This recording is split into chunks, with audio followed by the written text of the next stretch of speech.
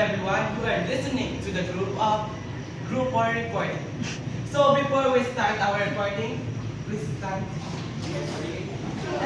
for our opening prayer.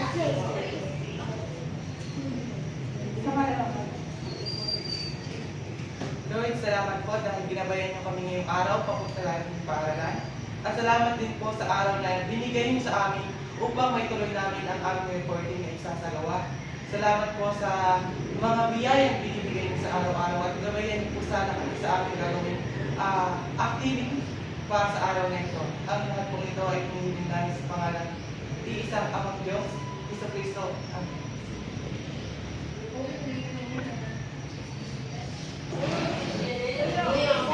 Let's start up sa ating preliminary activity. Don't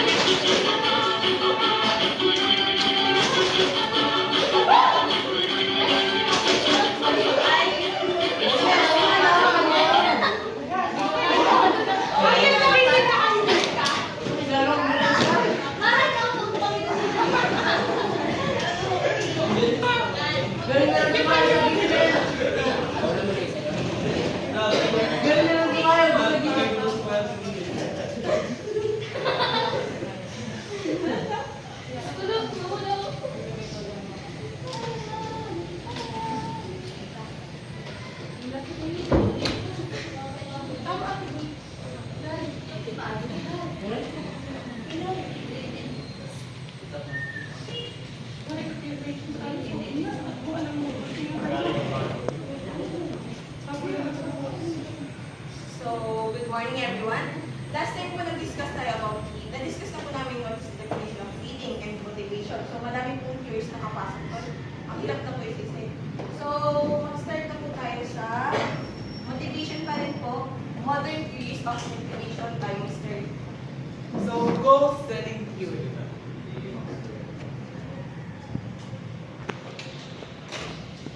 So, Miss Rudil, can you please say that? Modern theories of motivation are the process theories that focus on a motivation that motivations is a function of employees' perceptions, thoughts, and beliefs. Among these are goal-setting theory, a theory stating that specific goals motivate performance and that more difficult goals, when accepted by employees, result in greater motivation to perform well, as compared to easy goals. Managers are advised to set goals for their subordinate as this a major source of job motivation. Doing well is also help increase motivations. Goal settings, dito pumapasok kung saan ang mga managers is mag-a-advise sa isang employee kasi mag-set sila ng goal para mas maayos yung kanilang or mas ma-motivate. Also, bibigyan sila ng motivations and set of goals para ma-achieve nila yung inaasahan nila. Thank you. So, thank you, Miss Reville. So, modern theories of motivation and the process theories that focus on the notion that motivation is a function of employees' perception, thoughts, and beliefs. So, ang modern theories of motivations ay isang proseso kung paano natin minomotivate ang ating employee. So, sa goal setting theory, it theory stating that specific goals motivate performance and that more difficult goals, when accepted by employees, result in greater motivation to perform well as compared to easy goals. So, ito nga po yung sasabi ko sa inyo. Kung kayo ay gagawa ng goals sa inyong kumpanya o isang organisasyon, siguraduhin nyo ito ay isa challenging para mas mag-challenge ang ating employee at mas tumalas pa ang kanilang skills o mas kuwali pa sila sa kanilang larangan. So, managers are advised to set goals for their subordinates as this is a major source of job motivation. Doing well also helps increase motivation. So, kung maglalagay po tayo ng goals, siguraduhin natin clear and specific. Katulad dito.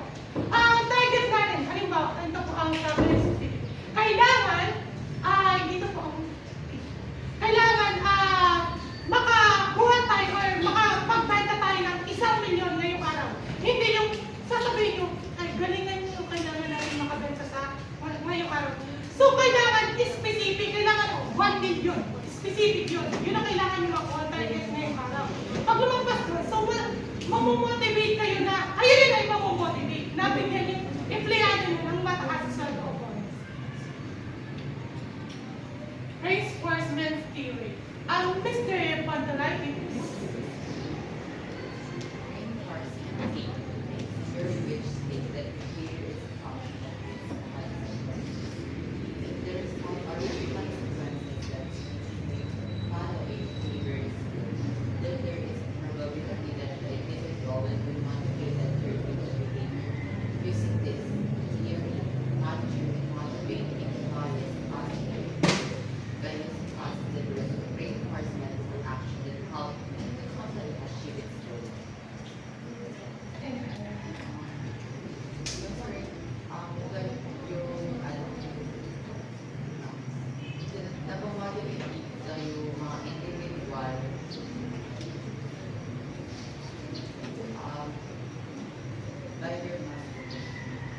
thank you, Mr. Pantalay.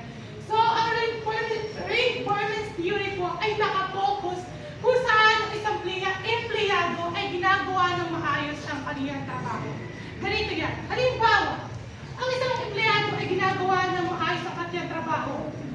Kailangan mo siyang bigyan ng bonus. Tapos, pag binigyan mo ng bonus, dito mamomotivate ang isang empleyado na gawin o ulit-ulitin ang isang gawain upang magkaroon ulit siya ng bonus. Kayo ba? Pag binigyan kayo ng bonus, di ba mas maganahin kayo magtrabaho? Ibig sabihin, namomotivate kayo na mas tandaan pa yung trabaho nyo para magkakaroon ulit kayo ng bonus. Doon lang po pumapasok yung reinforcement theory. Job design theory. Miss Bagamasbad, can you please?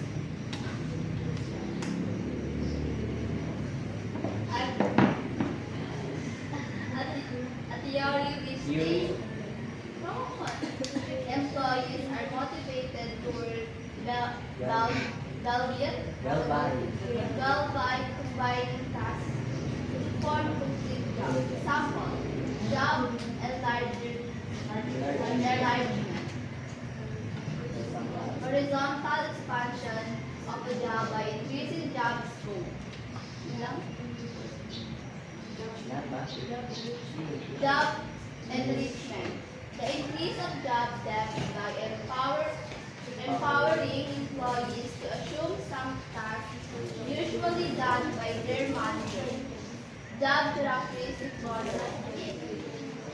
where employees are motivated to perform well because the tasks assigned to them have 5 core dimensions that serve as motivators.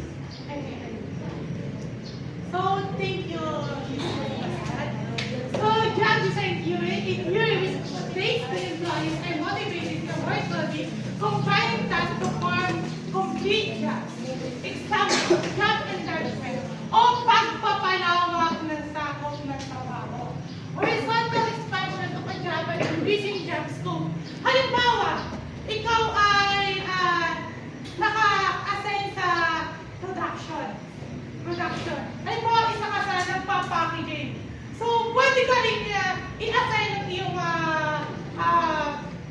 manager sa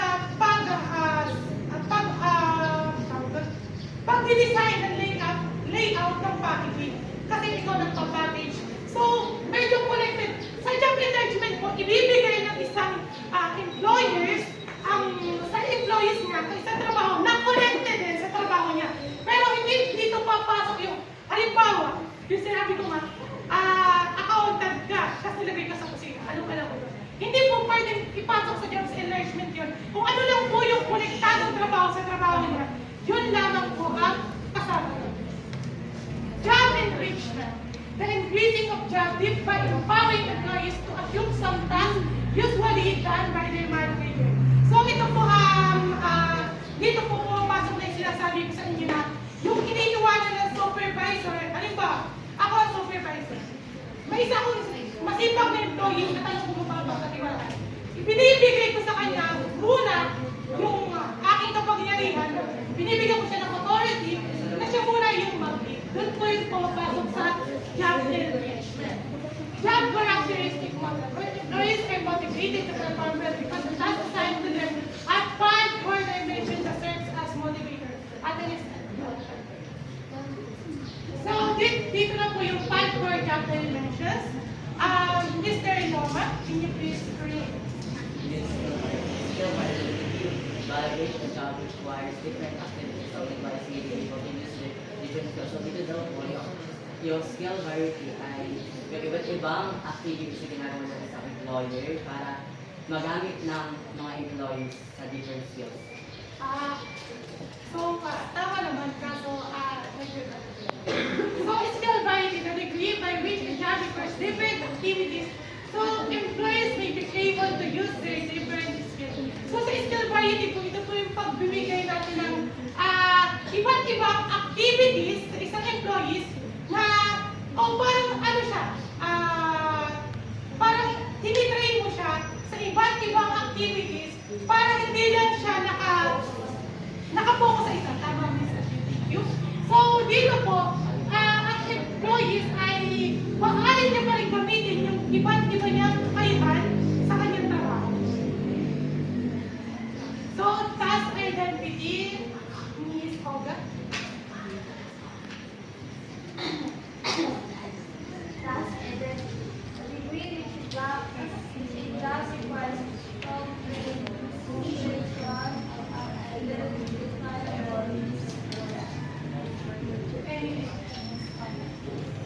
Thank you, Ms. Olga. So, task identity. The degree by which a job requires vision of identifiable piece of work. Ito po yung nangangahulugan na kailangan ng isang empleyado ay alam kung ano ang proseso o kung ano ang gagawin niya sa kanyang trabaho. Dito po yung halimbawa sa pag-packaging ka. Kailangan alam mo kung paano yung paraan ng pag-package ng isang produkto. Dito po pumapasok yung task identity. So dapat alam nyo kung paano gagawin yung isang trabaho. Next, Mr. Ormento. Tanzi ko.